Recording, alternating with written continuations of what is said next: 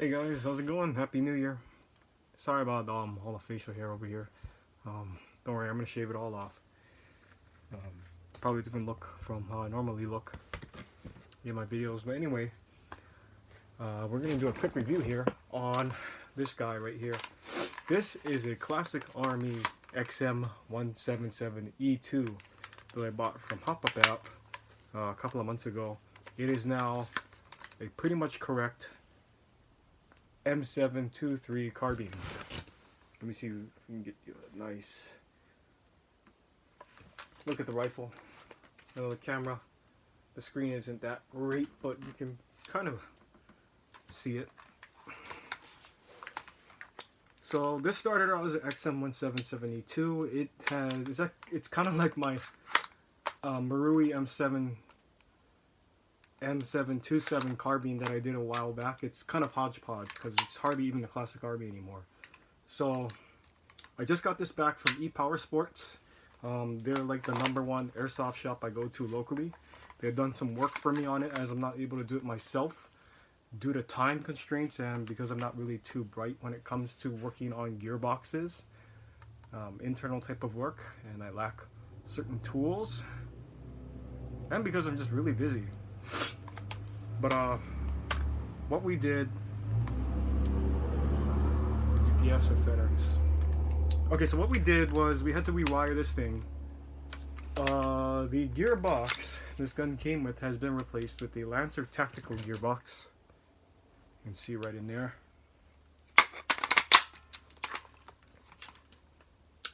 We threw on a barrel extension. I decided to go with the M4 type of barrel extension with the you can see the indentation for the grenade launcher, because the 727 has the pencil barrel. This is the M4 barrel. I wanted to make it a little different.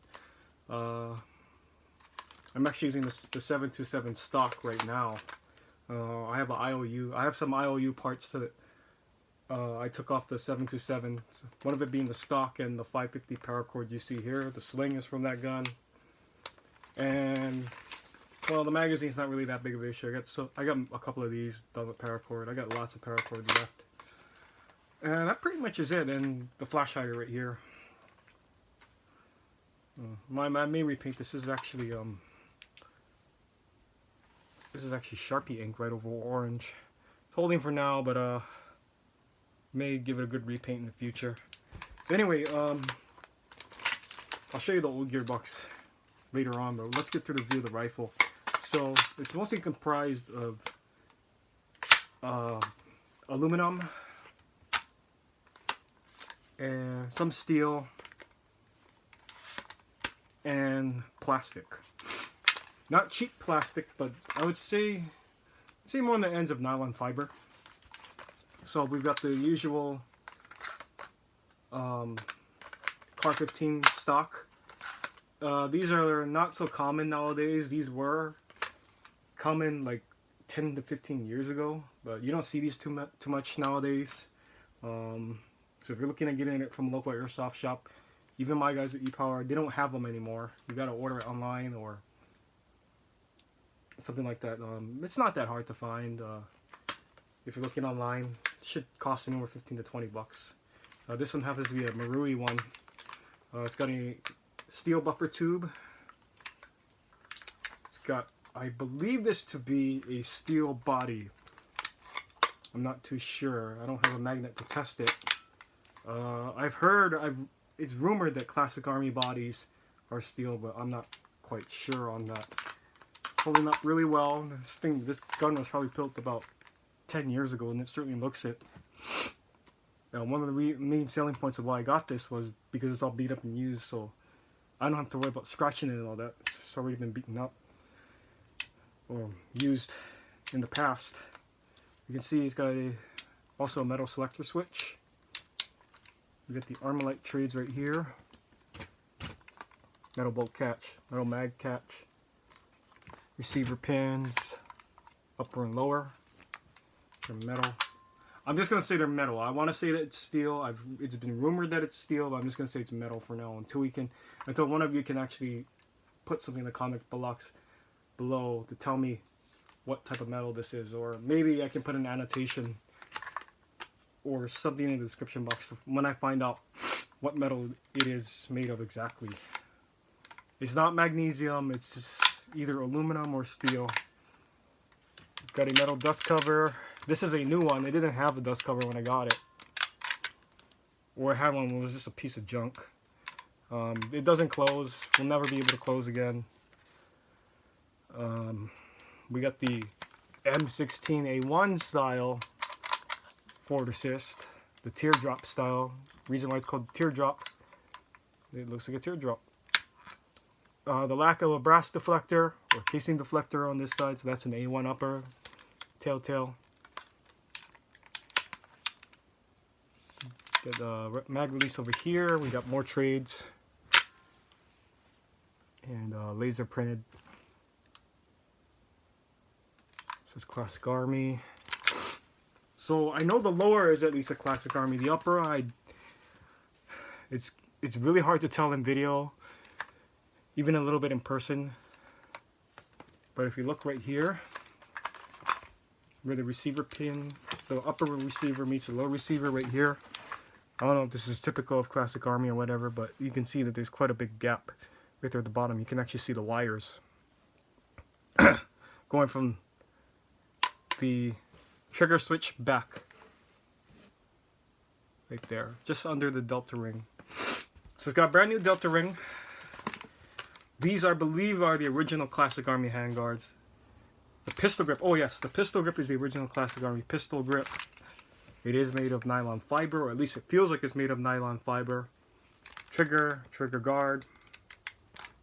Obviously the trigger is a Lancer tactical trigger, as it's part of the Gearbox. Trigger guards, original Classic Army. We got a brand new inside here, you'll see it. Delta ring and gas tube.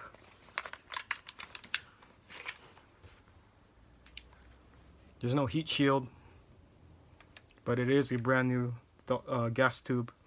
Even the handguard rig, as you can see right here, that's brand new. You can tell by the parkerized color.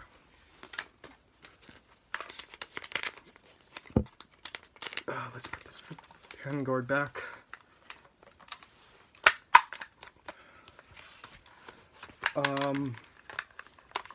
Stock triangle front sight. I believe it's the OEM Classic Army front sight. It even tells you up to adjust the windage on this thing. You can faintly see it. And then you can see the original outer barrel and where the barrel extension starts. And of course our metal birdcage flash hider, which I will repaint sometime in the future.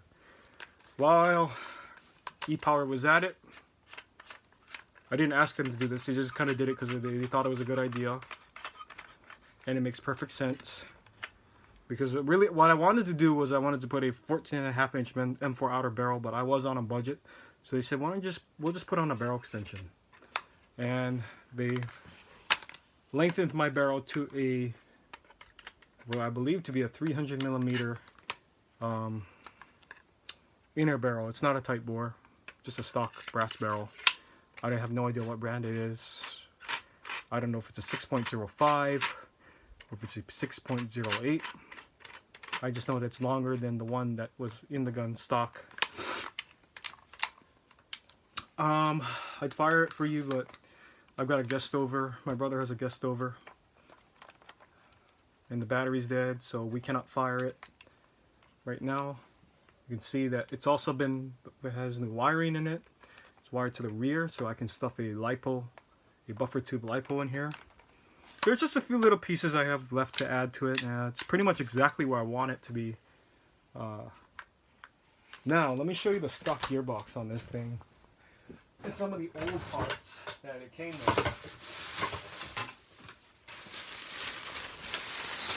So I spent some money getting this thing put together. So this old Delta ring, it's a piece of junk.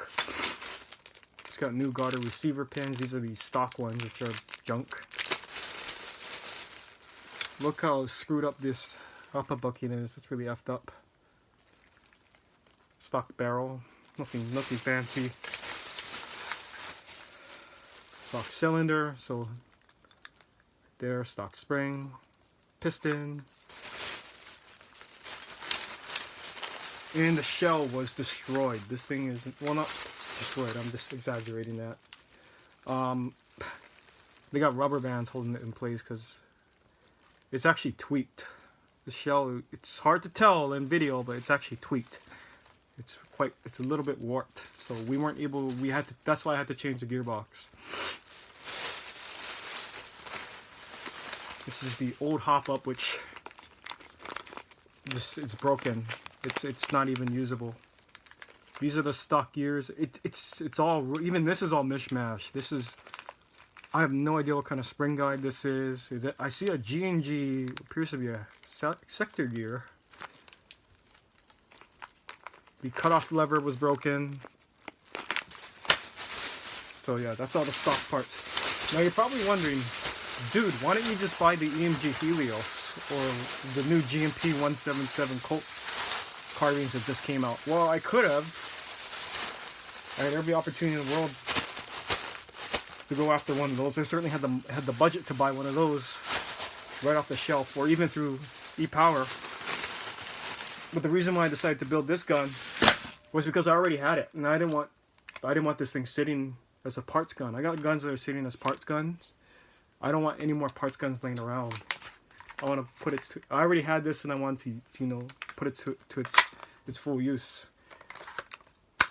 And you know, I kind of like this naturally worn down look. So if I bought a brand new EMG Helios or GMP XM177, I'd be worried about it. Every time I buy a brand new gun, no matter what it is, I'm always get worried about scratching it. And no matter what I do to prevent like any sort of scratching or whatever, or it getting nicked, it ends up happening. I did it to two Tokyo Marui Thompsons already, and once I see it, it's like, oh, it just makes me sick. I'm just so nitpicky and anal about stuff like that.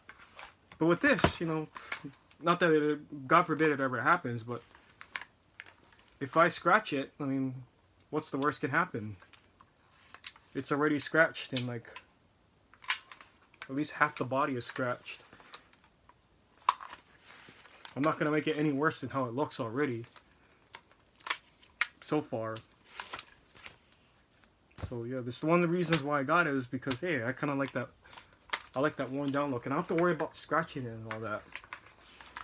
So yeah, ultimately my goal is paint the flash hider, and I think we're set. I gotta get the end cap for the buffer tube over here. Right there, you can see that's missing. So you stick your battery in there, you put the end cap on, and then you there's a little screw that holds it in place. That's about it, I think. I may throw an optic on here. The correct optic that I'm trying to source, which is an aim.2000 or aim.3000. They're rather expensive and hard to come by these days. If you do find them, they're usually silver, so you'll end up having to repaint them. The black ones are really hard to come by, not to mention very expensive. But it'd be nice if we could get one of those. If not, I'm completely fine the way it is. I'm debating if I should throw on a Surefire 6P light. That's what Delta Force would have used in 1993 in Somalia. You know, aside that, I pretty much got a Delta Force 1993 clone of a 723 carbine. And there you have it. Thanks for watching, guys.